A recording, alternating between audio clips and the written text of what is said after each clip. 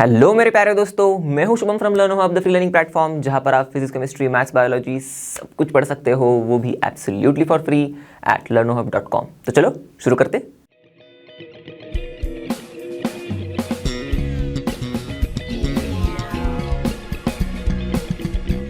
तो बच्चों, आज हम लोग करने वाले हैं आपके ICSE class 6 chapter number 3 matter के बचे हुए कॉन्सेप्ट्स को कंप्लीट। ओके, इस वीडियो लेक्चर में। तो इससे प्रीवियस वाले वीडियो लेक्चर में हम लोग ने इसी चैप्टर के स्टार्टिंग के कॉन्सेप्ट्स पढ़ लिए थे। तो आपने अगर मिस किए होंगे तो आप जाके ज़रूर देख सकते हो। बिल्कुल देखना इस वीडियो को देखने से पहले, क्योंकि आपकी जो बेसिक अंडरस्टैंडिंग है मैटर के बारे में वहाँ पर अच्छे से डेवलप हो जाएगी। ओके, अब इस वाले वीडियो में हम लोग बचे हुए कॉन्सेप्ट्स को कवर करेंगे। लास्ट में हम लोग कुछ क्वेश्चंस भी सॉल्व करेंगे ताकि हमको समझ में आए कि हमको कितना समझ में आया है। ओके, तो बिना टाइम वेस्ट किए शुरू करते हैं एंड लेट्स रॉक।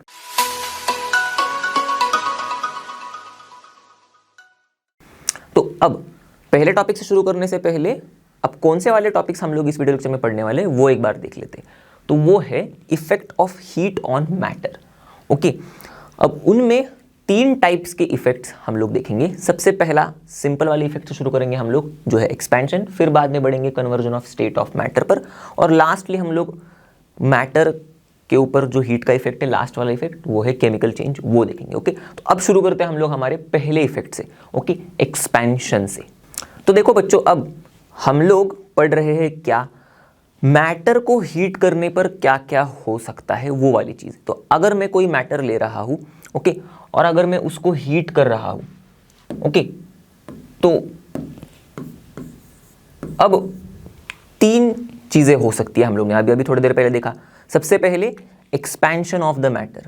ओके, तो इसका मतलब क्या हुआ कि हमारा जो मैटर है वो फैल सकता है, थोड़ा एक्सपैंड हो सकता है हीट करने पर। और ये हम लोग बाकायदा ऑब्जर्व करते हैं तीनों भी स्टेट्स ऑफ मैटर में। क्योंकि भले हमारा मैटर सॉलिड हो या फिर लिक्विड हो या फिर गैस हो, ओके, तो हम लोग भले सॉलिड्स को अगर हीट करें, ओके, या फिर लिक्विड को हीट करें या फिर गैसेस को हीट करें, ये तीनों भी हीट करने पर फैल जाते हैं, एक्सपैंड होते हैं। ओके, और अगर हम लोग उनको ठंडा करें, ओके, एक बार हीट करने पर जब ये फैल गए तो उसके बाद हम लोग अगर उनको ठंडा करने के लिए रख दे तो फिर से वो कॉन्ट्रैक्ट होके उतने ही बन जाते जैसे पहले थे। ओके, तो इसका मतलब कॉन्ट्रैक्ट होते हैं ऑन ठंडा करने पर, कूलिंग। बात समझ में आ गई? सारे तीनों भी states of matter, solid, liquid और गैसेस। तो अब इस चीज़ को हम लोग थोड़ा एक्टिविटी की मदद से समझेंगे। ओके, तो मैं आपको यहाँ पर हम लोग कुछ चीज़ें ड्रॉ करके देखेंगे। ओके, और उसके मदद से मैं आपको समझाऊंगा कि भाई कैसे भले वो सॉलिड हो, भले या लिक्विड हो या फिर गैस हो, वो हीट करने पर एक्सपैंड होता है और कूल करने पर कॉन्ट्रैक्ट हो जाता है। तो सबसे पहले हम लोग सॉलिड से शुरू करेंगे। ओके, तो अगर मेरे पास, अब मैं क्या कर रहा हूँ मालूम है, आप मेरे साथ ये चीज़ों को समझने की कोशिश करना। ओके, तो मैं ले रहा हूँ एक मेटेलिक रिंग। ओके, तो यहाँ पर ऐसे मैंने एक रिंग ले ली। ओके, पूरी की पूरी मेटल की है। अब इस मेटालिक रिंग के अंदर मैं क्या करूँगा, मैं ऐसा एक मेटल का वायर ले रहा हूँ, ओके, जो रिंग से आर पार जा रहा है, और उस मेटल के वायर के एक एंड पर मैं ऐसा एक मेटल का बॉल ले रहा हूँ। ओके, ये भी मेटल का ही है, मेटल का बॉल पूरा का पूरा। और इस बॉल का साइज ऐसा ले रहा हूँ मैं कि इस रिंग के ये आर पार आसानी से जा सकता है। मतलब मैं अगर इस वायर को खींचूँ तो ये रिंग के ऊपर आ जाएगा, रिंग से बाहर निकल के ऊपर। अगर मैं उसको छोड़ दूँ तो रिंग से अंदर जाके नीचे चला जाएगा। ऐसे शेप का मैंने मेटल का बॉल ले लिया। तो अब तो हमको समझ में आ रहा है, चलो ठीक है, ये बात तो सिंपल सी थी। पर अब मैं क्या करूँगा, अब मुझे चाहिए कहानी में थोड़ा ट्विस्ट, क्योंकि मुझे देखना है ना कि हाँ सच में सॉलिड्स एक्सपैंड होते हैं क्या हीट करने पर, मुझे देखना है। इसीलिए मैं क्या करूँगा, अब मैं हीट करना शुरू करूँगा, क्योंकि भाई मुझे तो देखना है। तो मैंने अब हीटिंग शुरू की। ओके, तो बर्नर लिया मैंने।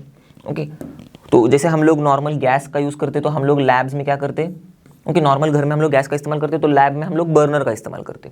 ओके, तो मैंने बर्नर लिया और बर्नर से, ओके, वो गैस हम लोग को वो फ्लेम ही देता है। ओके, हीट करने में मदद करता है। ओके, जैसे हमारा घर का गैस रहता है वैसे ही ये बर्नर भी होता है, सेम टू सेम वैसे ही टाइप का। ओके, तो हम लोग क्या कर रहे हैं, हीट कर रहे हैं बर्नर की मदद से हमारे मेटल के बॉल को। अब हो क्या रहा है देखो, हम लोग को ये चीज़ समझ में आ जाएगी कि थोड़ी देर के बाद, हीट करने के बाद, अगर मैं ट्राई करूँ फिर से इसको खींचने की, इस मेटल के बॉल को इस वायर की मदद से खींचने की, तो ये ना बेचारा यहाँ पर आके अटक जाएगा, इस रिंग के पार नहीं आ पाएगा ये। ओके, तो इसका मतलब क्या हुआ, हीट करने के बाद मेटल के बॉल का साइज थोड़ा सा बढ़ गया है, राइट, इसीलिए वो उस रिंग से बाहर नहीं आ पा रहा है, क्योंकि हीट करने से पहले तो वो आराम से रिंग से बाहर जा रहा था, आ रहा था, अब नहीं आ पा रहा है, तो अब साइज बढ़ गई है। तो इसका मतलब क्या हुआ, हमारा जो मैटर है, जो सॉलिड फॉर्म में है, उसको हीट करने पर वो थोड़ा सा फैल गया, एक्सपैंड हो गया, इसकी वजह से उसका साइज बढ़ गया, साइज बढ़ गया तो वो अब बाहर बेचारा जा नहीं पा रहा है रिंग से। क्लियर। अब थोड़ी देर में क्या करूँगा, फिर से मैं कूल करूँगा इस मेटालिक बॉल को, फिर से नीचे लेके आऊँगा। ओके, मैं अब ये बर्नर को हटा देता हूँ, चलो बाय बाय बर्नर, तुम्हारा काम हो गया। तो बर्नर को मैंने हटा दिया। ओके, फिर से मैं नीचे लेके आ रहा हूँ, इस बॉल को ऐसे ही रख दिया ठंडा करने के लिए। तो क्या होगा, फिर से चमत्कार, जादू, ये बॉल अब मैं फिर ट्राई करूँगा इसको रिंग के बाहर निकालने के लिए, तो ये बिल्कुल रिंग से बाहर निकल जाएगा। तो इसका मतलब क्या हुआ, वो उसके पहले के शेप में आ गया, थोड़ा सा एक्सपैंड हो गया, तो थोड़ा सा बड़ा हो गया था शेप, थोड़ा सा एकदम, तो अब फिर से वो थोड़ा सा छोटा हो गया कूल करने पर, इसीलिए वो अब रिंग के बाहर आ पा रहा है। तो ठंडा करने पर क्या हुआ, मैटर हमारा कॉन्ट्रैक्ट हो गया, ओके, सिकुड़ गया अंदर। ओके, जो साइज एक्सपेंशन हो रही थी अब वही साइज छोटी हो गई, तो कॉन्ट्रैक्ट हो गया। आगे बात समझ में। तो कैसे सॉलिड्स हीट करने पर एक्सपैंड होते हैं और कूल करने पर कॉन्ट्रैक्ट होते हैं। ओके, चलो अब लिक्विड्स की बात करते हैं। तो मैंने कहा ना, लिक्विड भी ऐसी बिहेवियर शो करता है। इसके लिए थोड़ा सा इंटरेस्टिंग सा एक्सपेरिमेंट है, एक्टिविटी है। ओके, चलो मेरे साथ विजुअलाइज करने की कोशिश करो। ओके, थोड़ा कलर वाली चीज़ें देख के हमको अच्छा लगता है, इसलिए मैं खुद से ही ड्रॉ करने की कोशिश कर रहा हूँ, ताकि आपको थोड़ा अच्छे से विजुअलाइज कर पाओ इमेज से। अच्छा, ओके, तो देखो मैंने क्या किया है मालूम है, मैंने एक टेस्ट ट्यूब लिया एकदम मस्त अच्छी सी, और मैंने इसमें रेड कलर का पानी भर दिया, या फिर कोई भी कलर का, चलो मुझे अच्छा लगता है सपोज ब्लू कलर का पानी। तो मैंने, पानी तो वैसे भी ब्लू कलर का होता है, पर मैं उसमें ब्लू कलर भी ऐड कर दूंगा। ओके, ऐसे आर्टिफिशियल ब्लू कलर। तो ये ऐसे, ओके, ये मैं पानी ले रहा हूँ। ओके, चलो, तो इसमें मैंने ऐसे ब्लू कलर का पानी ले लिया मस्त एकदम। चलो, अब पूरी टेस्ट ट्यूब भर दी। फिर मैं क्या करूंगा, मैं ना एक एकदम पतली सी ग्लास की छोटी सी पाइप लूंगा, उसको हम लोग कैपिलरी ट्यूब कहते हैं। एकदम पतली सी होती है, एकदम एकदम एकदम ऐसे एकदम, अरे एक मिनट, ये गलत आ गया। ओके, यहाँ पर ऐसे एकदम पतली सी होती है।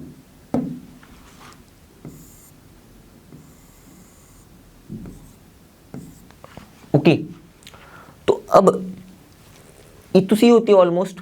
ओके, बहुत छोटा सा उसका डायमीटर होता है, बहुत छोटा सा होल होता है, ऐसे समझ लो आप, जिससे हम लोग आर पार देख सकते हैं ना, वो वाला। तो ये वाला जो होल है कैपिलरी का, वो बहुत छोटा सा होता है। तो ऐसे ट्यूब को हम लोग, ग्लास के ट्यूब को मैं ले रहा हूँ, और मैं इसको ना इस टेस्ट ट्यूब में, ओके, इस तरह से प्लेस करूँगा कि ये थोड़ी सी डूब जाए अंदर। पर अब मैं क्या करने वाला हूँ, देखो मैं ना एक रबर का कॉर्क भी फिक्स करने वाला हूँ। ओके, पर खास बात ये है इस रबर के कॉर्क की, रबर का कॉर्क मतलब एक रबर का ऐसा फिट करने के लिए, ओके, जो इस टेस्ट ट्यूब में से कुछ बाहर नहीं आने देगा। सिर्फ उसमें एक छोटा सा होल है, उस होल से मैं इस कैपिलरी को डिप कर दूंगा। ओके, ऐसे अंदर। तो क्या होगा, ध्यान से देखना, ये जो पानी था हमारा ब्लू कलर का पहले, ओके, सपोज ये इस लेवल पर था। ओके, मैं थोड़ा सा इरेज कर लेता हूँ, ऐसे वो सपोज इस लेवल पर था, थोड़ा सा, थोड़ा और नीचे लेते हैं हम लोग। ओके, ऐसे।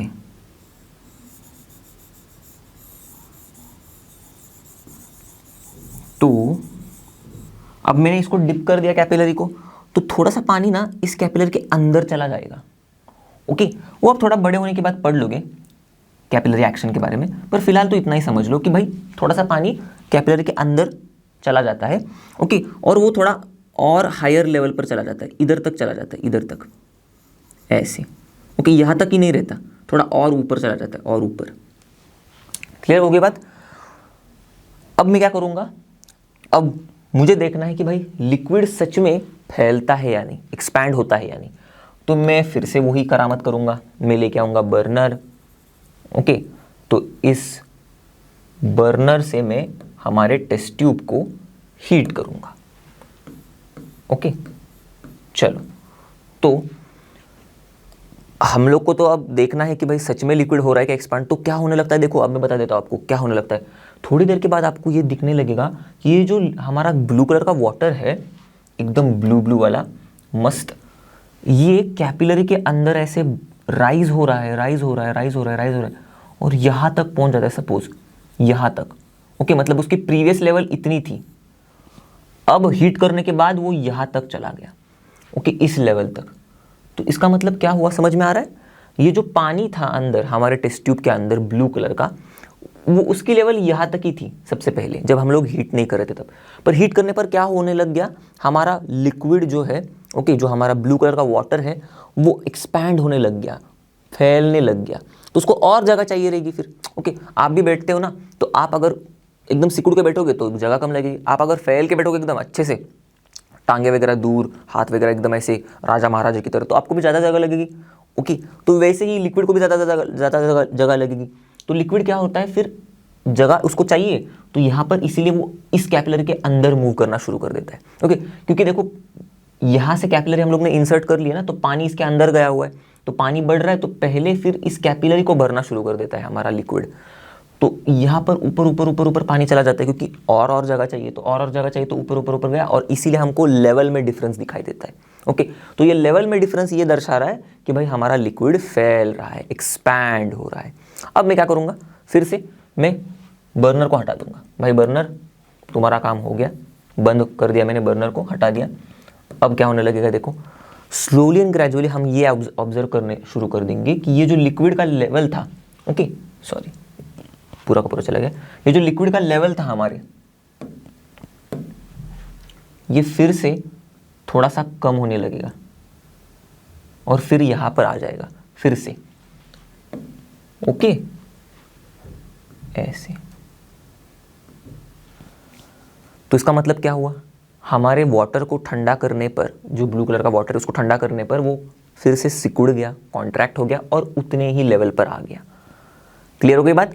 तो समझ में आ गया कैसे हमारा लिक्विड एक्सपैंड करता है, और हम लोग ने थोड़ा सा देख के समझ लिया कि भाई कैसे उसका एक्सपेंशन हो रहा है और कैसे उसका कॉन्ट्रैक्शन भी हो रहा है। अब सिमिलर तरीके से देखो हम लोग करेंगे गैस को भी देखेंगे हम लोग कि भाई कैसे उसका एक्सपेंशन होता है, कैसे उसका कॉन्ट्रैक्शन होता है। तो हम लोग फिर से वैसे ही टेस्ट ट्यूब लेंगे अच्छे से एकदम, पर अब इस बारी हम लोग टेस्ट ट्यूब में कुछ नहीं लेंगे, क्योंकि गैस का देखना है ना हमें एक्सपेंशन, तो कुछ नहीं लेंगे हम लोग। एयर तो है ही टेस्ट ट्यूब के अंदर।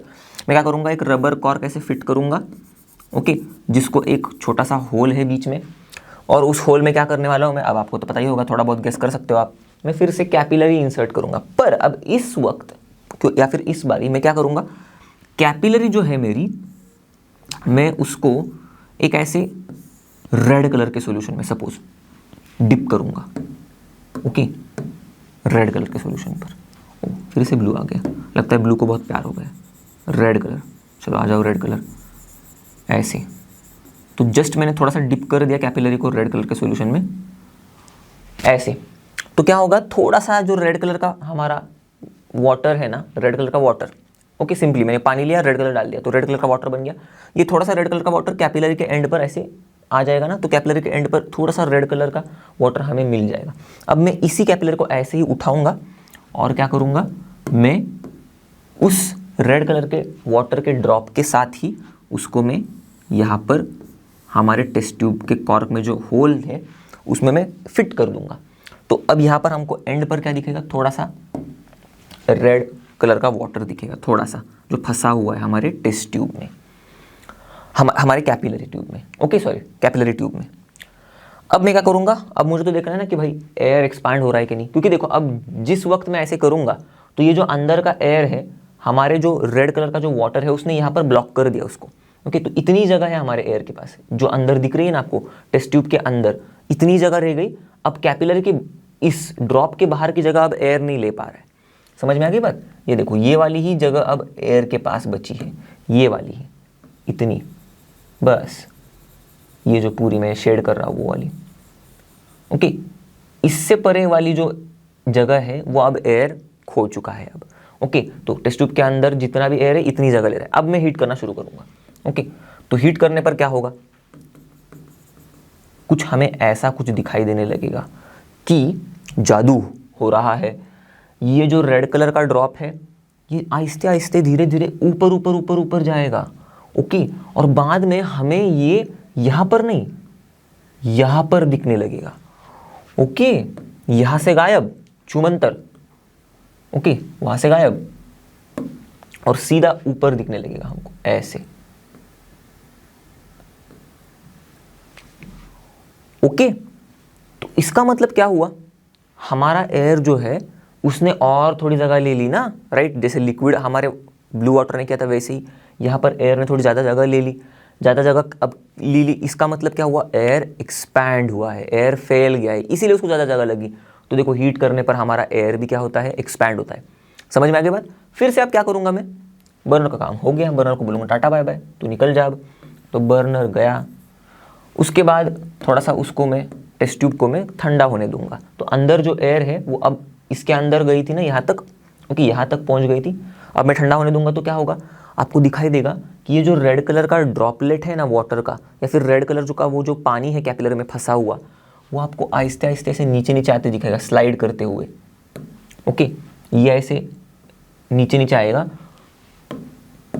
और एकदम जादू होना शुरू हो जाएगा। यहाँ पर ही फिर से आ जाएगा वो पहले ही लेवल पर, जहाँ पर पहले था वहीं पर आ जाएगा वो ऐसे। ओके, तो इसका मतलब क्या हुआ, हम लोग ने ठंडा करने को रख दिया टेस्ट ट्यूब को, तो उसके अंदर की जो हवा थी, एयर थी, वो भी ठंडी हो गई। ठंडी होने पर वो फिर से उसके पहले वाले ही साइज़ में आ गई, मतलब सिकुड़ गई, जिसे पहले थी उतनी ही रह गई। तो सिकुड़ गई तो उसको उतनी जगह चाहिए नहीं, तो चाहिए नहीं तो फिर वो नीचे आया, वो जगह नीचे नीचे, मतलब हमारी एयर नीचे नीचे आने लग जाएगी। तो एयर के ऊपर जो ड्रॉपलेट है या फिर रेड वाटर है वो भी नीचे नीचे नीचे आने लग जाएगा। और उसकी मदद से हमको समझ में आ रहा है कि भाई एयर अब क्या हो रही है, सिकुड़ रही है। क्लियर हो गई बात। तो आपको ये चीज़ समझ में आ गई। ये एक सेंटेंस समझने के लिए हम लोग ने ये 2-3 एक्टिविटीज़ करके देखी, पर काफ़ी इंटरेस्टिंग सी एक्टिविटीज़ है। और इनको समझने के लिए बॉस ये मज़ेदार चीज़ है, ओके, ये एक्टिविटीज़ मज़ेदार चीज़ है जो हम लोग को समझाती है कि भाई सच में ऐसा होता है। ओके, तो आप अगर कभी आपके स्कूल के लैब में चले गए, बर्नर वगैरह होगा, तो आप बिल्कुल ये ट्राई करके देखना, बहुत मज़ा आएगा। ओके ओके, तो अब हम लोग हमारे effect of heat on matter के सिलसिले को आगे कायम रखते हैं। ओके, तो और क्या इफेक्ट होता है मैटर पर हीट करने पर। एक तो इफेक्ट हम लोग ने देख लिया कि भाई मैटर हीट करने पर एक्सपैंड होता है, और वैसे ही अगर हम लोग उसको ठंडा करेंगे तो एक्सपैंड हुआ हुआ मैटर कॉन्ट्रैक्ट हो जाता है। बहुत सारे आप एग्जाम्पल्स हम लोग देख लिए। दूसरा वाला जो चीज़ हो सकता है मैटर को हीट करने पर, वो है मैटर अपना स्टेट ही बदल देगा। ओके, फॉर एग्जाम्पल सपोज आपने बटर ले लिया, सॉलिड क्यूब ले लिया बटर का, पैन में रखा, हीट करना शुरू किया, क्या हो जाएगा, बटर का क्यूब पिघलना शुरू हो जाएगा। ओके, और फिर आप मस्त पाव को लगा के, ओके, बटर के साथ पाव भाजी भी खा सकते हो। तो वो हो गई अलग बात, मैं ऐसे ही मजाक कर रहा हूँ। पर जो बटर पिघल गया है वो क्या हुआ है, बटर अपने सॉलिड फॉर्म से लिक्विड फॉर्म में चला गया है, राइट, करेक्ट। क्या हुआ है, सॉलिड फॉर्म से बटर लिक्विड फॉर्म में चला गया हीट करने पर। ओके, तो क्या हो रहा है, हीट करने पर मैटर अपना स्टेट बदल रहा है। मैंने बोला था ना, देखो बदल दिया। पर जरूरी नहीं है देखो बच्चों, ओके, कि हीट ही करना पड़े। फॉर एग्जाम्पल जैसे मैंने आइस ले लिया, अब आइस तो है भाई वाटर का सॉलिड फॉर्म। ओके, तो अब मैं अगर आइस को फ्रीजर से भी बाहर निकाल के रख दूं तो भी आइस पिघल जाएगा, हम सबको पता है, पानी ही बनेगा। ओके, तो ये भी सॉलिड से लिक्विड हो रहा है। ओके, पर हम लोग हीट नहीं कर रहे। ओके, तो जरूरी नहीं है, पर हाँ हम लोग ने समझ लिया कि भाई हीट करने पर मैटर स्टेट चेंज कर देता है। ये तो बात समझ में आई। पर ये भी आपको समझना है कि भाई जरूरी नहीं कि हीट ही करना चाहिए मैटर को अपना स्टेट बदलने के लिए। ओके, चलो आगे बढ़ते। तो भाई ये जो स्टेट में चेंज हो रहा है, अब हम लोग ने कौन से स्टेट में देखा चेंज, कौन से स्टेट से कौन से स्टेट में चेंज हो रहा है, सॉलिड से लिक्विड में। इस स्टेट चेंज को कहते हैं सिंपली मेल्टिंग। ओके, हमारे सब्सटेंस का उसके सॉलिड स्टेट से लिक्विड स्टेट में बदलने की चीज को ही कहते हैं melting, conversion of substance from its solid state to liquid state. Clear. अब वो हीट किए बिना हो रहा है या हीट करके हो रहा है या हीट किए बिना हो रहा है, उससे कोई लेना देना नहीं। भाई सब्सटेंस का स्टेट सॉलिड से लिक्विड हो रहा है, मतलब मेल्टिंग हो रही है। ओके, इसलिए हम लोग कहते हैं melting of ice, right. Ice solid state से लिक्विड वाटर में बदल रहा है। समझ में आ गई बात। तो अब ये जो मेल्टिंग होती है, अब कोई भी टेम्परेचर पर, मतलब कभी भी होती है क्या, राइट। अगर मैं सॉलिड अपने जो आइस है उसको फ्रीजर में ही रखूं तो क्या आइस पानी में बदल जाएगा? नहीं बदल रहा है, राइट। वो तो आइस ही रह रहा है। बस उसको जब मैं फ्रीजर से बाहर निकालूं तब ही वो सॉलिड फॉर्म से लिक्विड फॉर्म में बदलना शुरू हो रहा है। ओके, तभी मतलब हमारा वाटर सॉलिड फॉर्म से लिक्विड में बदलना शुरू हो रहा है। तो मेल्ट होने के लिए भी भाई एक पर्टिकुलर टेम्परेचर तक जाना होता है, या फिर एक पर्टिकुलर टेम्परेचर लगता है। ओके, आइस के केस में उसको पिघल के पानी बनने के लिए टेम्परेचर लगता है 0 डिग्री सेल्सियस। ओके, और ये जो टेम्परेचर है, हम लोग जो बात कर रहे हैं इस टेम्परेचर की, ये पर्टिकुलर प्रेशर पर एप्लीकेबल होता है। जैसे कि अब ये 0 डिग्री सेल्सियस जो है, जो आइस को लग रहा है पानी में बदलने के लिए, ओके, या फिर हम लोग ऐसे कह सकते हैं कि आइस जो है पानी में बदलना शुरू हो रहा है एट 0 डिग्री सेल्सियस। ये कौन से प्रेशर पर शुरू हो रहा है? ओके, एट सी लेवल, जो प्रेशर होता है ना उस प्रेशर पर। ओके, ऐसे समझ लो अभी के लिए, अब तो आप छोटे हो। ओके, तो अगर हम लोग प्रेशर में उल्टा पुल्टा कर दे, प्रेशर बढ़ाए प्रेशर कम करे, ओके, जैसे कि मतलब अगर मैं माउंटेन्स पर चला जाऊं, ओके, तो प्रेशर वहां पर अलग होगा, सी लेवल जितना नहीं होगा। ओके, अगर मैं थोड़ा अंदर चला जाऊं, सी लेवल से भी अंदर, ओके, गड्ढा खोद के अंदर, तो थोड़ा और प्रेशर अलग होगा। ओके, तो प्रेशर अलग अलग होगा तो ये टेम्परेचर भी वेरी करेगा, अलग अलग होगा। ओके, कौन सा टेम्परेचर? जिस टेम्परेचर पर हमारा जो मैटर है सॉलिड स्टेट से लिक्विड स्टेट में बदलना शुरू हो रहा है, वो वाला टेम्परेचर। अब इसी टेम्परेचर को कहते हैं भाई मेल्टिंग पॉइंट। ओके, क्या है भाई? टेम्परेचर जब at which substance starts to change its state. Okay, substance अपना स्टेट चेंज कर रहा है from solid to liquid. Okay, समझ में आ गई बात। पर कब? At a particular pressure. Okay, ये भूलना नहीं है आपको। ओके, तो आप जैसे जैसे आगे पढ़ते जाओगे, बड़े बड़े होते जाओगे, तब आपको ये प्रेशर का सिग्निफिकेंस और अच्छे से समझ में आ जाएगा। ओके, फिलहाल के लिए तो आपको ये बात यहां तक समझ में आ गई होगी, आई होप। ओके, चलो आगे बढ़ते। तो एक स्टेट चेंज हम लोग ने देख लिया भाई, सॉलिड से लिक्विड में देख लिया। अब उल्टा भी कर सकते हैं हम लोग, आपको तो पता ही होगा ना, आपने किया भी होगा। पानी को ले लो, आइस के ट्रे में डालो और फिर फ्रीजर में रख दो, तो क्या हो जाएगा? हमारा लिक्विड वाटर जो है टॉइंग आइस बन जाएगा। करेक्ट, उल्टा हो गया ना, लिक्विड स्टेट से वाटर अब सॉलिड स्टेट में चला गया भाई साहब। करेक्ट, अब ये कब हुआ? हम लोग पानी को ठंडा करने पर हुआ। करेक्ट, तो हम लोग ने कूल किया तब हुआ। तो अब हमें क्या लेना देना है भाई? देखो, ये लिक्विड स्टेट से सॉलिड स्टेट में जा रहा है ना, बस जब भी कोई मैटर लिक्विड स्टेट से उसके सॉलिड स्टेट में जा रहा है, हम लोग कहते हैं कि भाई वो फ्रीज हो रहा है। ओके, तो इसी को कहते हैं freezing, conversion of substance from its liquid state to solid state. Okay, इसको कहते हैं फ्रीजिंग। क्लियर, बात समझ में आ गई।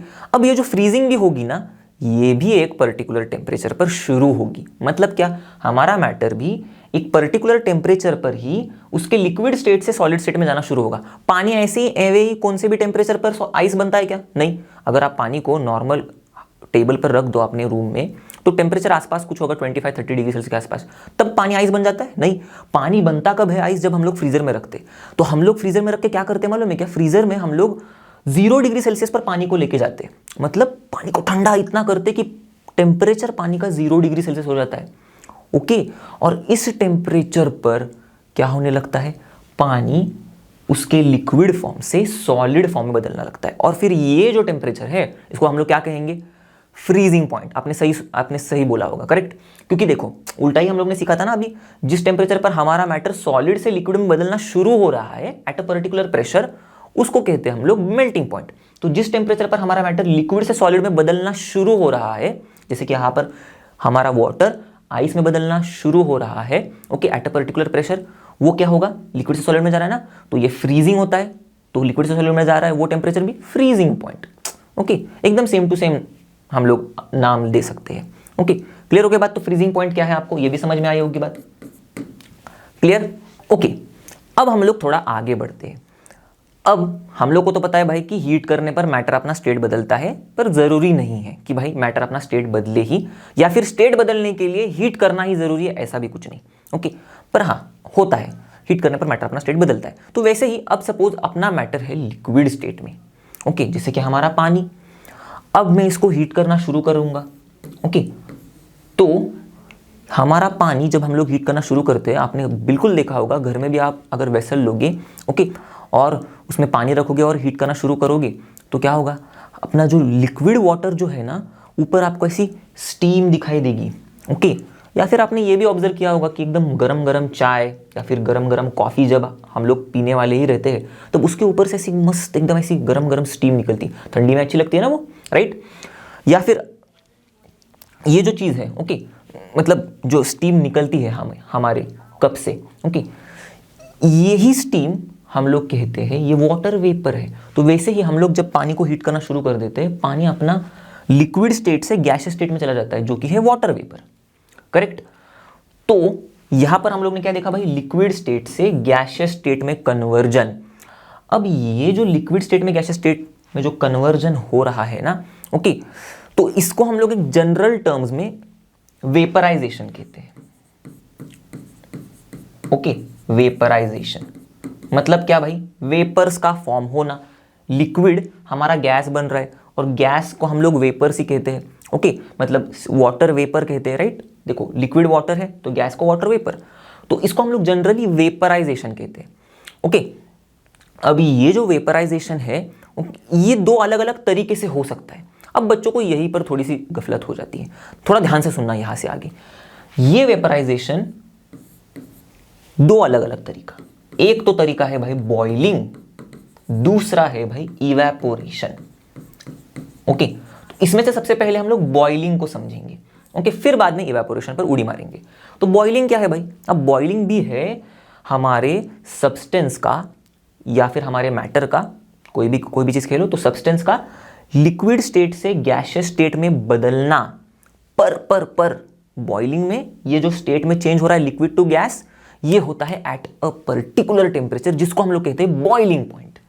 ओके, देखो, conversion of substance from its liquid state to gaseous state at boiling point. Okay, तो जब बॉइलिंग पॉइंट टेम्परेचर जो रहेगा, उस टेम्परेचर पर ये लिक्विड से गैसियस में कन्वर्जन हो रहा है हमारे सब्सटेंस का, तो उसे हम लोग कहते हैं बॉइलिंग। क्लियर। पर अब आगे हम लोग देखेंगे इवेपोरेशन क्या होता है। अब आपको एक क्वेश्चन पड़ा होगा दिमाग में कि भाई ये बॉइलिंग पॉइंट क्या होता है, फिर तो थोड़ा बहुत आपने दिमाग लगाया होगा, राइट। जैसे हम लोग ने मेल्टिंग पॉइंट देखा, जैसे हम लोग ने फ्रीजिंग पॉइंट देखा, वैसे ही कुछ बॉइलिंग पॉइंट भी होगा।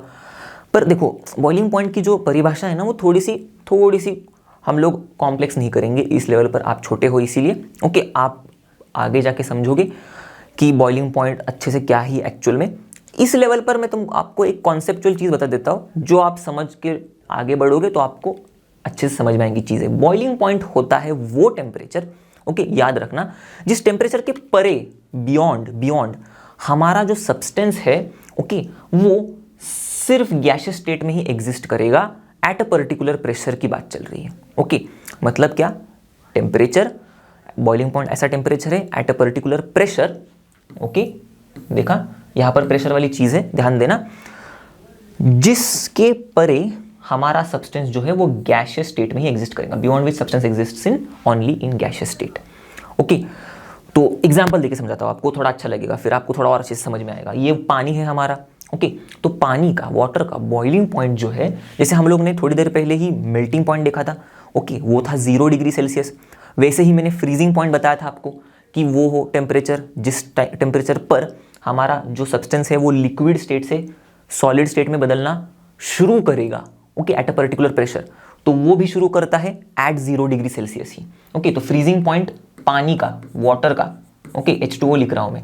ओके, तो आपको तो पता ही होगा अब H2O क्या है, हम लोग ने पढ़ा है एलिमेंट्स कॉम्पाउंड्स में। ओके, तो वाटर का फ्रीजिंग पॉइंट कितना है, 0 डिग्री सेल्सियस। जैसे उसका मेल्टिंग पॉइंट है वही फ्रीजिंग पॉइंट है। वैसे बॉइलिंग पॉइंट वाटर का है भाई साहब 100 डिग्री सेल्सियस, दिमाग में चिपका के रखना। पर ये बॉइलिंग पॉइंट, ओके, ये 100 डिग्री सेल्सियस जो है ना, ये एक पर्टिकुलर प्रेशर पर है, जो कि है सी लेवल का प्रेशर। ओके, बात समझ में आ गई। तो 100 degree Celsius at the pressure जो कि होता है सी लेवल पर, ओके, तो इस प्रेशर पर और 100 डिग्री सेल्सियस के परे हमारा वाटर गैसियस स्टेट में ही एग्जिस्ट करेगा, वाटर वेपर में एग्जिस्ट करेगा। 100 डिग्री सेल्सियस और सी लेवल के प्रेशर पर, ओके, मतलब सी लेवल के प्रेशर पर और 100 डिग्री सेल्सियस जो है उसके बाद हमारा वाटर लिक्विड स्टेट में नहीं बच पाएगा, ओके, बिल्कुल नहीं बच पाएगा। लिक्विड स्टेट वाटर का खत्म हो जाएगा, हमारा वाटर हमें सिर्फ वाटर वेपर में ही पाया जाएगा। इसको कहते हैं बॉइलिंग पॉइंट, सिंपल परिभाषा में। ओके, क्लियर, समझ में आ गई बात। अब हम लोग वेपराइजेशन का ही दूसरा मोड देखते हैं, मतलब दो तरीके से हो सकता है ना वेपराइजेशन। एक तो बॉइलिंग से देख लिया हम लोग ने, अब इवापोरेशन पर आते हैं। इवापोरेशन बड़ी मस्त चीज़ है, देखो, ओके, बड़ी आसान सी चीज़ है, पर उसको समझने के लिए पहले बॉइलिंग को थोड़ा समझना जरूरी था। अब देखो, अब समझ में आएगा आपको। इवापोरेशन भी क्या है, सिंपली सब्सटेंस का conversion from its liquid state to gaseous state, okay. पर अब जो कन्वर्जन हो रहा है वो टेम्परेचर पर होगा। कौन से वाले टेम्परेचर पर? जो टेम्परेचर उस सब्सटेंस के बॉइलिंग पॉइंट से कम है, ओके, और उसी सब्सटेंस के फ्रीजिंग पॉइंट से ज़्यादा है, या फिर हम लोग कह सकते हैं मेल्टिंग पॉइंट से ज़्यादा है। तो ये जो बॉइलिंग पॉइंट और मेल्टिंग पॉइंट के बीच के टेम्परेचर जो है, उस टेम्परेचर पर हमारा सब्सटेंस जब उसके लिक्विड स्टेट से गैसियस स्टेट में बदलता है तो हम लोग कहते हैं कि भाई हमारा सब्सटेंस का इवेपोरेशन हो रहा है, ओके। देखो, conversion of substance from its liquid state to gaseous state, correct, at any temperature below boiling point and above melting point of the substance, for example पानी। हमेशा इसके तरफ ही भागेंगे हम लोग एग्जाम्पल के, क्योंकि ऐसा चीज ही यही है, यूनिवर्सल एकदम एग्जाम्पल के लिए।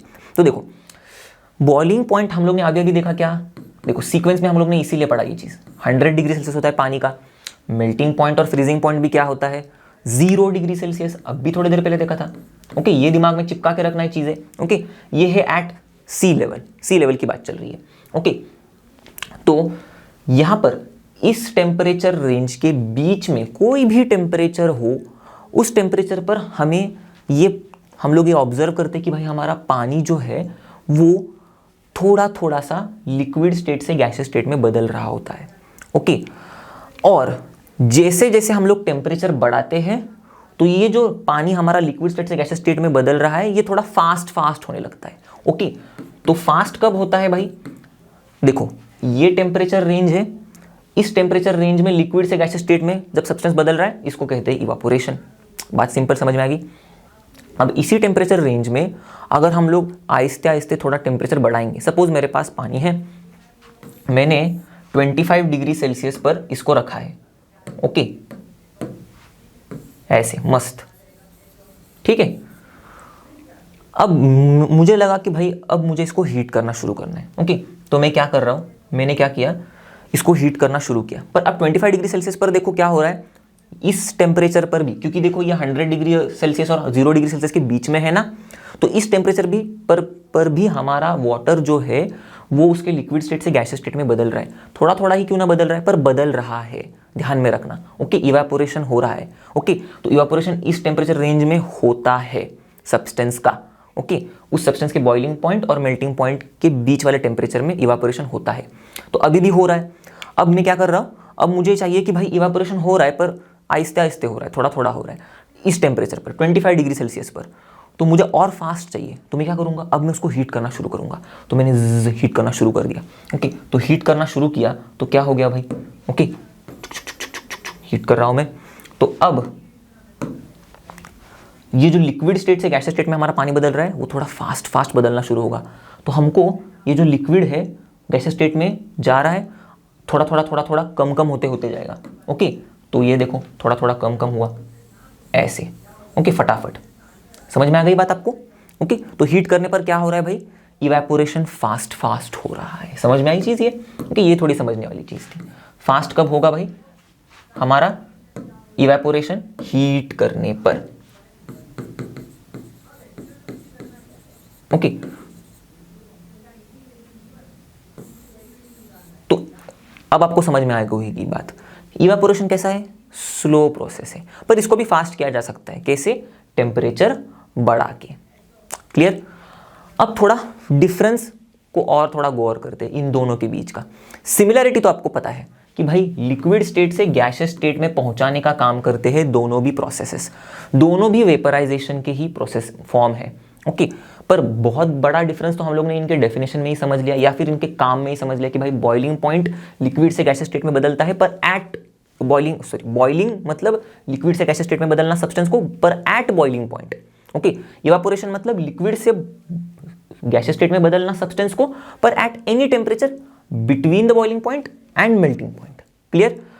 ये भी समझ लिया हम लोग ने कि इवापोरेशन थोड़ा स्लो हो जाता है। ओके, स्लो प्रोसेस है, पर ये चीज समझने के बाद देखो इवापोरेशन क्या है, हो रहा है लिक्विड से गैसियस का, मतलब हमारे सब्सटेंस का conversion from liquid to gaseous.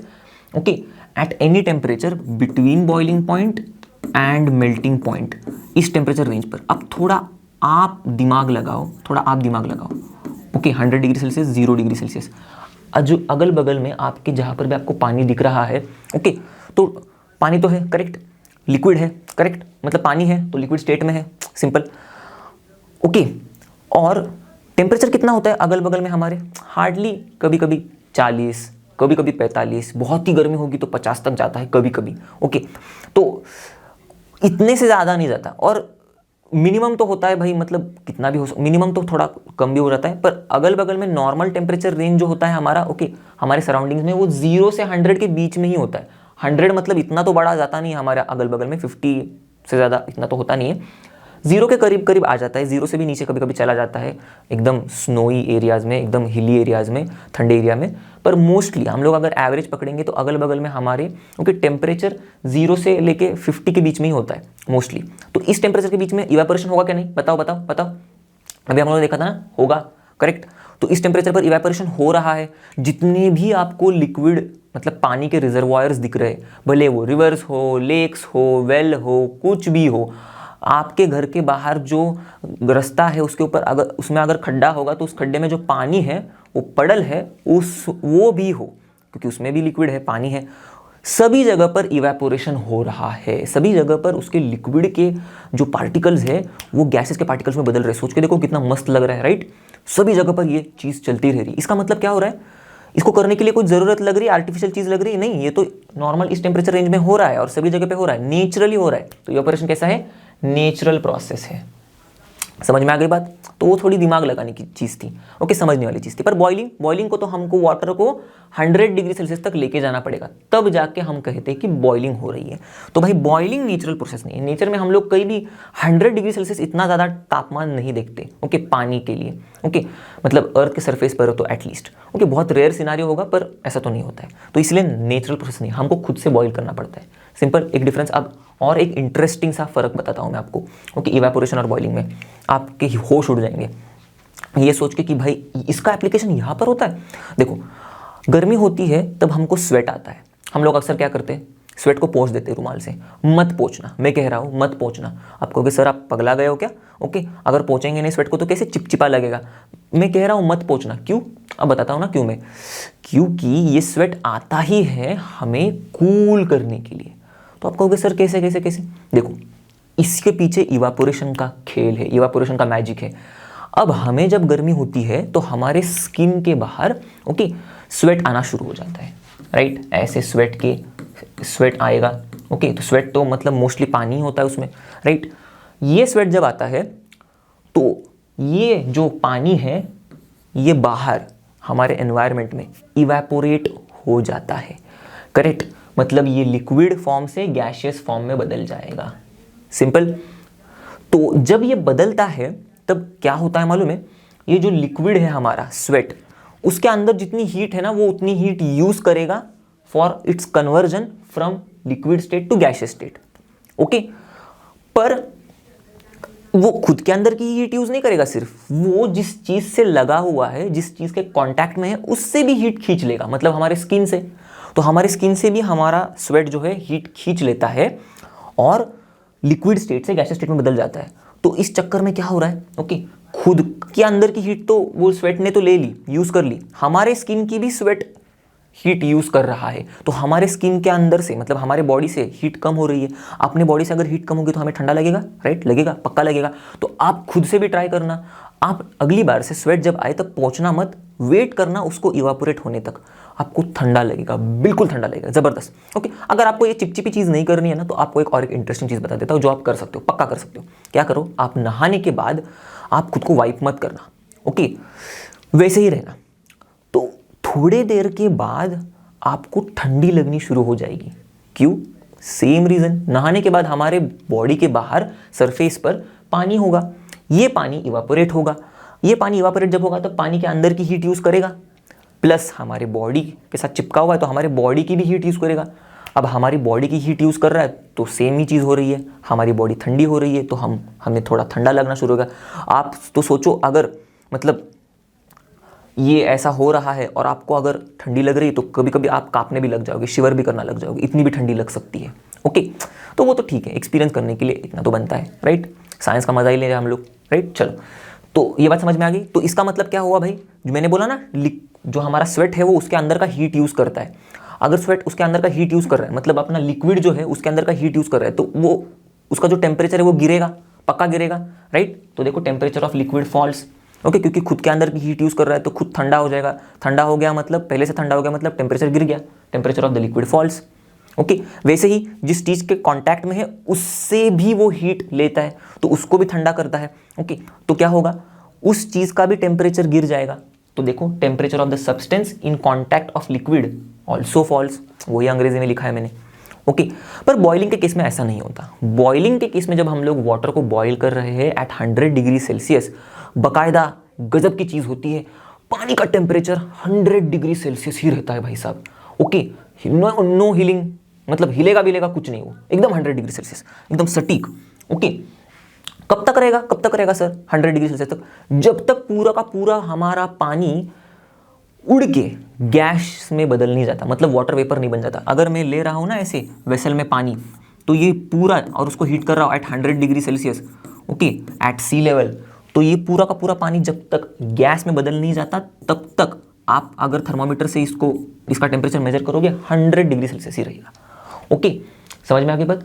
तो कुछ गजब की चीज़ें थी हमारे इस स्टेट के चेंज में भी। Okay, from liquid to gas. Okay, तो अब बढ़ते हम लोग अगले स्टेट चेंज पर। हम लोग ने अब तक क्या क्या देखा, देखो, सॉलिड से लिक्विड में बदलना, करेक्ट, फिर लिक्विड से गैस में बदलना, और हम लोग ने तभी जब सॉलिड से लिक्विड में बदलना देख रहे थे हम लोग सब्सटेंस का, तो लिक्विड से सॉलिड में भी बदलना देख रहे थे। तो अब बचा सिर्फ गैस से लिक्विड में बदलने वाली चीज़ को।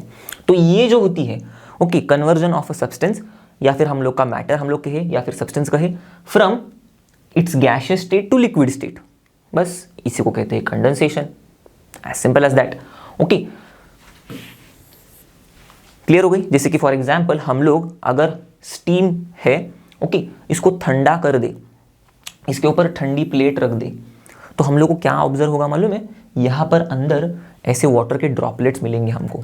ओके, तो हमारी वही जो स्टीम है जो गैसेस स्टेट में है, हमारा पानी जो गैसेस स्टेट में है वो लिक्विड स्टेट में बदल गया है। ओके, गैसेस स्टेट से लिक्विड स्टेट में बदल गया। क्या हुआ? कंडेंसेशन हुआ। क्लियर? आ गया मजा? ओके, तो अब तक हम लोग ने सॉलिड से लिक्विड, करेक्ट, फिर लिक्विड से गैस, गैस से लिक्विड, लिक्विड से सॉलिड, सारे स्टेट चेंजेस देख लिए। अब कुछ गजब का चीज देखते हैं। ओके, कुछ कुछ ऐसे सब्सटेंसेस है जो डायरेक्ट सॉलिड से लेके उड़ी मार के गैस स्टेट में बदल जाते हैं, उनको लिक्विड स्टेट पसंद ही नहीं है, ऐसे कह लो। ओके, तो ऐसे सब्सटेंसेस, ओके, जो सॉलिड से लेके गैस में बदल जाते हैं, ओके, गजब का कारनामा करते। ओके, तो ये जो प्रोसेस है इसको कहते हैं सब्लिमेशन। ओके, लिक्विड स्टेट में नहीं जाते, डायरेक्टली सॉलिड से गैस में उड़ी मारते। ओके, समझ में आ गई बात? जैसे कि नैफ्थलीन है, कैम्फर है। ओके, देखो यहाँ पर ये नैफ्थलीन बॉल्स दिख रहे हैं आपको, ये है कैम्फर, अक्सर पूजा में यूज़ किया जाता है। ये नैफ्थलीन बॉल्स तो गजब के हैं, मतलब अभी तो फिलहाल यूज़ नहीं किए जाते, ओके, क्योंकि अब तो हम लोग रूम फ्रेशनर्स वगैरह यूज़ कर लेते हैं, तो ये नैफ्थलीन बॉल्स को रूम फ्रेशनर्स ने रिप्लेस कर दिया है। रूम फ्रेशनर्स भी ऐसे ही होते हैं, ये भी सॉलिड से डायरेक्टली गैसेस में बदल जाते हैं, पर नैफ्थलीन बॉल्स भी ऐसे ही है। ओके, सॉलिड से डायरेक्ट गैसेस में बदल जाते हैं। और आप देखोगे तो ये रूम फ्रेशनर हो या फिर ये नैफ्थलीन बॉल्स हो, ये आपको डायरेक्टली छोटे छोटे होते हुए दिखेंगे और बाद में गायब, रूम फ्रेशनर खत्म हो गया तो नया लगा दो। ऐसे वैसे नैफ्थलीन बॉल्स भी खत्म हो जाते थे। तो पहले के ज़माने में थोड़ा बहुत कबर्ड्स में रखा किया करते थे लोग, ओके, या फिर बाथरूम में रखा किया करते थे, पेस्ट्स रिपेलेंट होते हैं इसीलिए थोड़ा। पर ये देख पाओगे आप कि भाई ये डायरेक्ट गायब हो जाता है या फिर इनका साइज़ छोटू हो जाता है। क्यों? सॉलिड से डायरेक्ट गैस में बदल जाते हैं तो साइज़ उनकी छोटी होते जाती है, हमको दिखाई देती है। ओके, तो ये प्रोसेस जिसमें सब्सटेंस देखो, conversion of substance from its solid state into gaseous state, correct, directly, okay, without passing into the liquid state, without passing through the liquid state, इसी को कहते हैं सब्लिमेशन। क्लियर हो गई बात?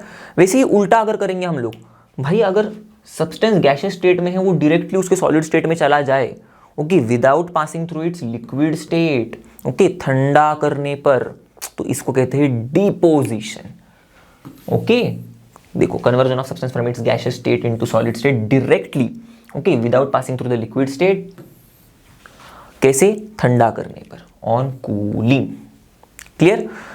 तो ये रहा हमारा पूरा का पूरा कन्वर्जन हम लोग ने किया मैटर का, ओके, उसके स्टेट्स का, सॉलिड से लिक्विड, लिक्विड से गैस, गैस से लिक्विड, लिक्विड से सॉलिड, और फिर बाद में सॉलिड से गैस और गैस से सॉलिड। ओके, पर अब मेरा एक क्वेश्चन है आप सभी को, एक सवाल है, आप खुद भी सोचना, ओके, ऐसी बस काउच पोटैटो की तरह बैठना मत, कि क्या सारे सब्सटेंसेस हीट करने पर उनका स्टेट चेंज कर देते हैं क्या? थोड़ा दिमाग लगा के सोचो, ओके, और कुछ आपको स्क्रीन पर भी दिखाई दे रहा होगा तो उसको भी थोड़ा सा ध्यान दो और शायद कुछ सोचने की कोशिश करो, सोचो, चलो, ओके, चलो, आई होप आपने सोचा होगा, तो आप कुछ एक आंसर से रेडी हो गए। हाँ बाबा, सारे सब्सटेंसेस चेंज करते हैं उनका स्टेट ऑन हीटिंग, ये आपका आंसर हो सकता है, या फिर ना बाबा नहीं होते, नहीं, सारे सब्सटेंसेस हीट करने पर उनका स्टेट चेंज नहीं करते। ओके, तो अगर ना आंसर होगा तो सही है, अगर ना आंसर है और कुछ आपके पास कुछ आपने सोचा होगा तो बढ़िया। अब देखते हैं आपने क्या सोचा है, ओके, और वो मेरे सोच से मैच हो रहा है क्या, वो साइंस से मैच हो रहा है क्या। देखो, सबसे पहली बात मैंने बताया ना, सारे सब्सटेंसेस तो भाई हीट करने पर स्टेट चेंज नहीं करते। कुछ सब्सटेंसेस ऐसे हैं जिनको अगर आप हीट करोगे तो वो कुछ नया सब्सटेंस दे देते हैं। फॉर एग्जाम्पल, बहुत ही सिंपल सी चीज़, अब आप ये मेरा वीडियो लेक्चर देखने के लिए कुछ पेन पेपर तो लेके बैठे होंगे, स्क्रीन पर आपको पेपर दिख रहा है, इसी पेपर को अगर हम लोग हीट कर दे, ओके, जलाना शुरू कर दे, तो क्या होगा? खाक, राइट, राख बन जाएगी, ऐश, एज सिंपल एज दैट। और ये ऐश जो है ये बिल्कुल अलग कुछ है, पेपर की तरह नहीं है, राइट। पेपर और ऐश में तो जमीन आसमान का फर्क है, तो कुछ नया ही चीज बन गया। और पेपर भी तो सॉलिड में था, ऐश भी तो सॉलिड में, मतलब कुछ नया ही चीज बन गया है, कुछ स्टेट चेंज नहीं हुआ है, हमारा पेपर पेपर नहीं रहा। जैसे देखो, हम लोग ने अभी तक जो स्टेट में चेंजेस देखे, भले वो किसी भी सब्सटेंस के सॉलिड के स्टेट से लिक्विड स्टेट में जा रहा हो या फिर लिक्विड स्टेट से गैसेस में जा रहा हो, तो भी क्या हो रहा था? सब्सटेंस तो सेम ही था। भले पानी आइस से लिक्विड वाटर में बदल रहा हो या फिर लिक्विड वाटर से गैस में बदल रहा हो, वाटर वेपर में बदल रहा हो, या फिर से वाटर वेपर से लिक्विड वाटर में आ रहा हो, या फिर लिक्विड वाटर से फिर से आइस में जा रहा हो, पानी तो पानी था ना, राइट। सिर्फ स्टेट बदल रहा था हीट करने पर। यहाँ पर तो हीट करने पर कुछ अलग ही चीज बन गई है, ओके। और यही है हमारा तीसरा effect of heat on matter, जो कि है केमिकल चेंज, ओके। तो केमिकल चेंज क्या होता है, अब थोड़ा सा समझने की कोशिश करो। ऐसा चेंज जिसमें कोई नया सब्सटेंस, ओके, बन जाता है, okay, change in which new substance is formed. और ये जो नया सब्सटेंस बन रहा है उसका कंपोजिशन और उसकी प्रॉपर्टीज ओरिजिनल सब्सटेंस से अलग होती है, okay. Whose chemical composition and properties are different from the original substance. अब ये चीज समझा देता हूं, ये तो आपको समझ गई है। उसकी कंपोजिशन और प्रॉपर्टीज, ओके, उसके केमिकल कंपोजिशन एंड प्रॉपर्टीज अलग होते हैं ओरिजिनल सब्सटेंस से। कैसे? देखो ना, आप अभी मैंने थोड़ी देर पहले बताया ऐश, ओके। अब आप देखोगे तो ऐश का कंपोजिशन जो होगा और पेपर का कंपोजिशन जो होगा अलग होगा, ओके। मतलब ऐश जिस चीज से बना हुआ है अब, ओके, और पेपर जिस चीज से बना हुआ है, तो ये जो कंपाउंड है लास्ट में बन रहा है और ये जो कंपाउंड है पेपर जिससे बना हुआ है अलग अलग है, ओके। चलो और एक सिंपल सा उदाहरण देके बताता हूं मैं आपको अच्छे से और समझने के लिए। सपोज मैंने लिया आयरन का पाउडर, ओके, इसके साथ तो हम लोग बहुत खेल चुके हैं पिछले वाले चैप्टर में भी।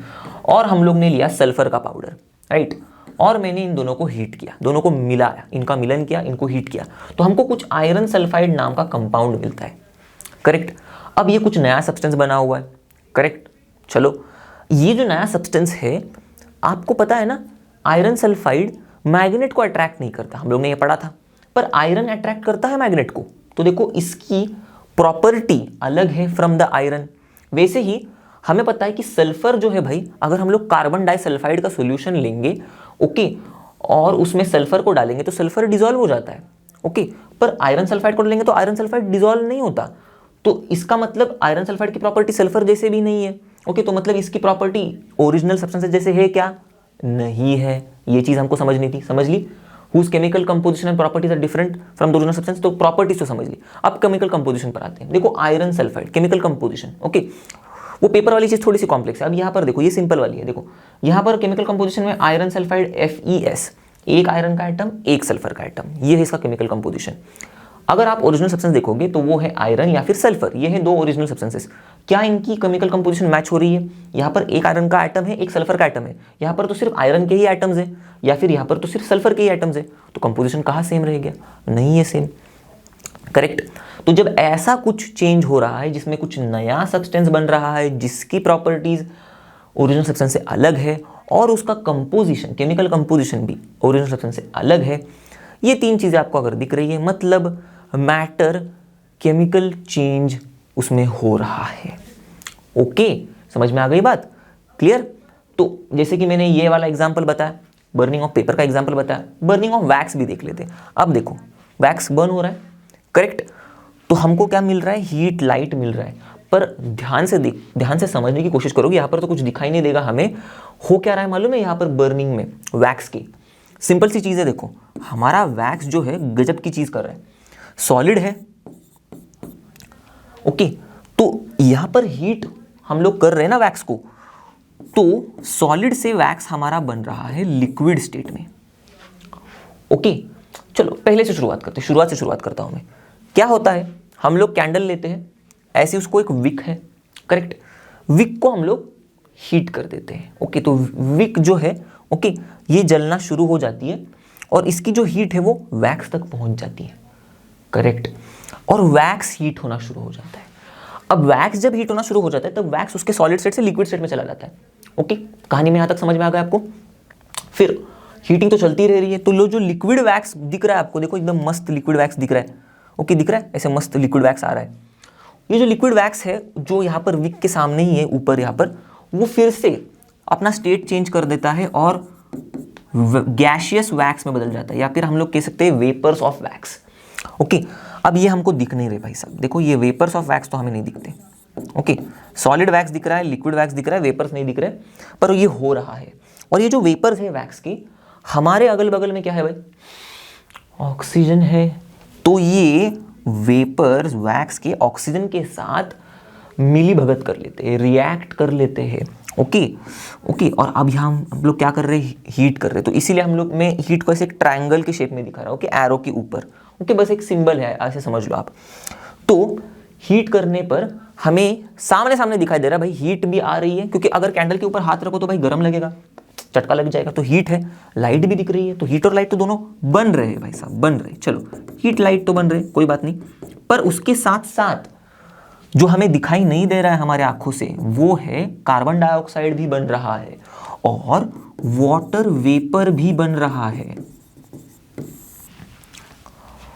ओके, तो क्या हो रहा है? हमारा वैक्स जो है और ऑक्सीजन जो है ये ओरिजिनल सब्सटेंसेस है, पर ये कुछ हमें नया चीज दे रहे हैं, कार्बन डाइऑक्साइड, वाटर वेपर।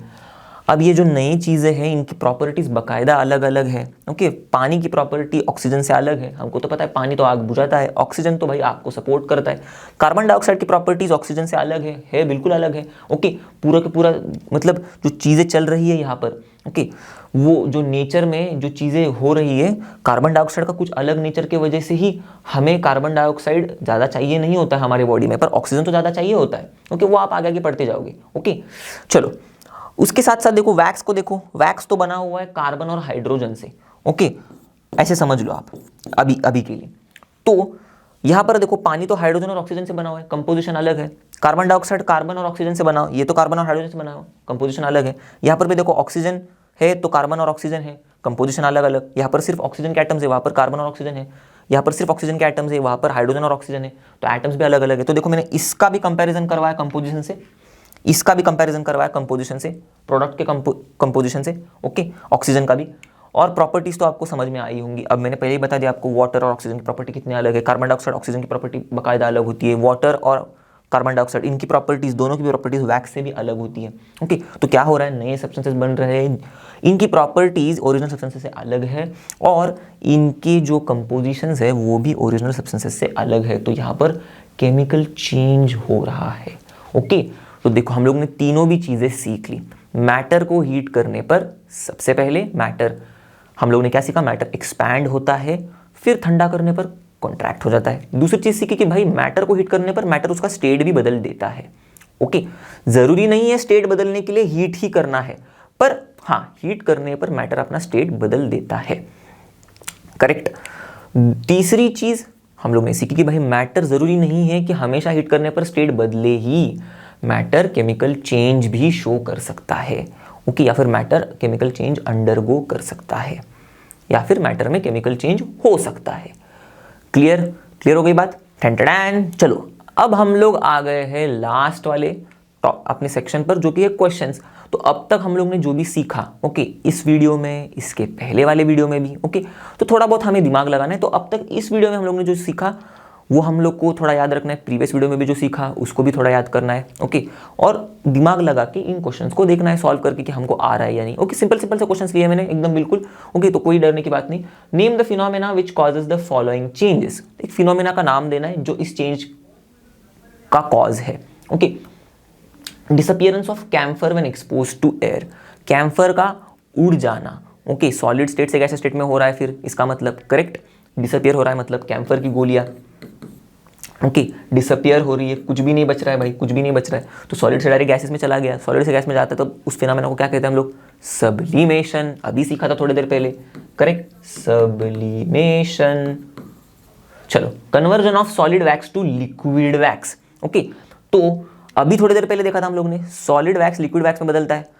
अब हमको भी पता है कि भाई सब्सटेंस उसके सॉलिड स्टेट से लिक्विड स्टेट में जाए तो उस कन्वर्जन को हम लोग क्या कहते हैं, मेल्टिंग। करेक्ट, यस, सॉलिड से लिक्विड। फिर give to examples of substances which do not undergo change of state. अभी थोड़ी देर पहले देखा था, पेपर को जलाने के बाद क्या होता है, paper chemical change, state of change, उसका स्टेट नहीं होता, उसका मतलब उसका स्टेट चेंज नहीं होता सिंपली। ओके, या फिर कैंडल ही कह लो। ओके, तो जो वैक्स है, अब उसका बकायदा हीट करने पर स्टेट चेंज होता है।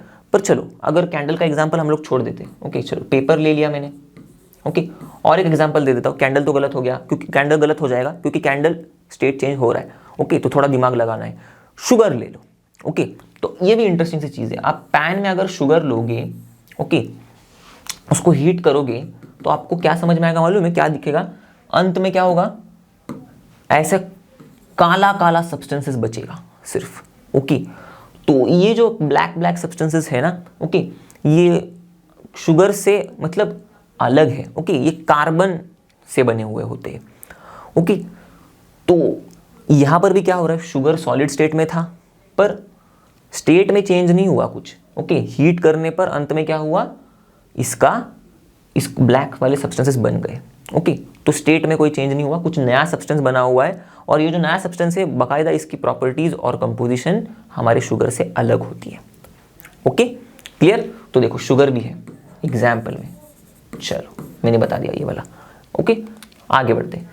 Right whether following statements are true और फॉल्स। सिंपल से ये आप खुद भी कर सकते हो। देखो सोचना है, सिर्फ थोड़ा सा दिमाग लगाना है। Only water can exist in 3 different states. सही है क्या ये? बिल्कुल गलत। अरे अभी तो देखा था ना हम लोग ने, वैक्स सॉलिड से लिक्विड में बदल रहा था, लिक्विड से गैस में बदल रहा था, और ऐसे कितने ही जाने सब्सटेंसेस है जो तीनों भी स्टेट में एग्जिस्ट करते हैं भाई साहब। ओके, तो only water can exist in 3 different states. कैसे सही हो गया भाई? गलत है। Okay, there is no difference between evaporation and boiling. अब कितना मातापच्ची की हम लोग ने, डिफरेंस समझने के लिए की थी, राइट? तो है, बिल्कुल है डिफरेंस। ओके, तो ये भी गलत है। All the 3 states of matter expands on heating and contracts on cooling. वाह, ये तो हम लोग ने कितना अच्छे से समझा। ओके, सॉलिड्स के केस में देखा, लिक्विड्स के केस में देखा, गैसेस के केस में देखा, बिल्कुल बकायदा। Yes, all the 3 states of matter expands on heating and contracts on cooling. सही है ये। Okay, true. फिर why does the candle become smaller on burning with time? तो थोड़ी देर पहले मैंने पूरा का पूरा चीज समझा दिया था कि कैंडल कैसे बर्न होता है। पहले वैक्स सॉलिड से लिक्विड में, फिर लिक्विड से गैसेस में बदलता है, राइट, हीट करने पर। फिर गैसेस वैक्स क्या होता है, ऑक्सीजन के साथ रिएक्ट करता है, ओके, रिएक्ट करने पर हीट, लाइट, कार्बन डाइऑक्साइड और वाटर वेपर देता है। तो अगर वैक्स कंज्यूम हो रहा है, तो वैक्स कंज्यूम हो रहा है तो हमारी कैंडल तो वैक्स से बनी हुई, तो कैंडल छोटी छोटी ही होगी, बस इतना ही लिखना है, correct. Why does the candle become smaller on burning with time? Clear, simple, बात समझ में आ गई? तो बच्चों इसी के साथ हम लोग इस चैप्टर के एंड पर आ गए हैं। हम लोग ने इस चैप्टर के सारे कॉन्सेप्ट्स को अच्छे से समझ लिया है, सीख लिया है, और आई होप आपको बहुत मज़ा आया होगा मेरे साथ सीखने के लिए, आप एंजॉय भी किए होंगे, आपको समझ में भी आई होंगी चीज़ें, ओके। पर ये चीज़ मेरे को बिल्कुल बताना कमेंट सेक्शन में, मैं बिल्कुल आपका वेट करूँगा कमेंट्स का। और जैसे कि आप सभी को पता है, लर्नो मतलब फ्री है पर बेस्ट है। तो मिलते हैं अगले वीडियो में अगले चैप्टर के कॉन्सेप्ट्स के साथ। तब तक के लिए पढ़ते रहना, stay tuned, bye bye and have a great day.